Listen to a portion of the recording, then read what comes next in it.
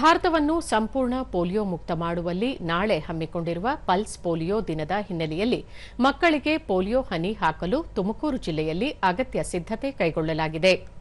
Polio ಹನಿ ಲಸಿಕೆ ತುಂಬಿದ್ದ ವಾಹನಗಳು ನಿಗದಿಪಡಿಸಿದ ಸ್ಥಳಗಳಿಗೆ ತೆರಳಿದವು.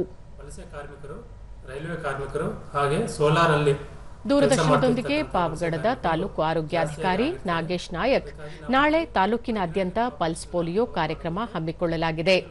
ಪಾವಗಡ ತಾಲೂಕು ಆಂಧ್ರ ಗಡಿ ಭಾಗದಲ್ಲಿರುವ ಹಿನ್ನೆಲೆಯಲ್ಲಿ ವಲಸೆ ರೈಲ್ವೆ ಕಾರ್ಮಿಕರು ಜೊತೆಗೆ ಸೌರಶಕ್ತಿ ಪಾರ್ಕ್ನಲ್ಲಿ ಕೆಲಸ ಮಾಡುವವರೇ ಅಧಿಕವಾಗಿದ್ದಾರೆ.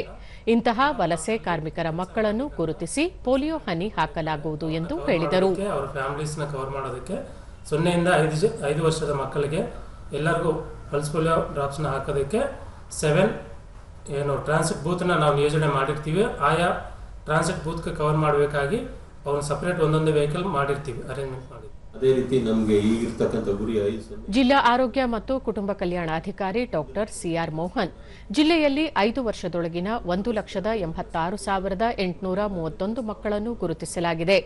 ಜಿಲ್ಲೆಯಾದ್ಯಂತ 1,219 ಲಸಿಕಾ ಕೇಂದ್ರಗಳನ್ನು ತೆರೆಯಲಾಗಿದ್ದು 5,122 ಸಿಬ್ಬಂದಿ ಹಾಗೂ 265 ಮೇಲ್ವಿಚಾರಕರನ್ನು ನೇಮಿಸಲಾಗಿದ್ದು ರೈಲು, ಬಸ್ ನಿಲ್ದಾಣ, ಧಾರ್ಮಿಕ ಸ್ಥಳಗಳು, ಹೆದ್ದಾರಿಯಲ್ಲಿನ ಟೋಲ್ಗಳು ಹಾಗೂ ಜನಸಂದಣಿ ಇರುವ ಸ್ಥಳಗಳನ್ನು ಗುರುತು ಮಾಡಿದ್ದು ಅಂತಹ ಕಡೆಯೂ ಪೋಲಿಯೋ ಹನಿ ಹಾಕಲಾಗುವುದು ಎಂದು ತಿಳಿಸಿದರು.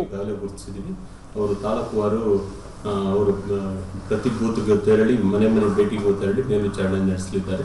ಒಟ್ಟಾರೆಯಾಗಿ ಈ ಒಂದು ಕಾರ್ಯಕ್ರಮದಲ್ಲಿ ಹೆಚ್ಚು ವಲಸಿಗರು ಕೂಡ ಬರುವ ಸಾಧ್ಯತೆ ಇರುತ್ತೆ.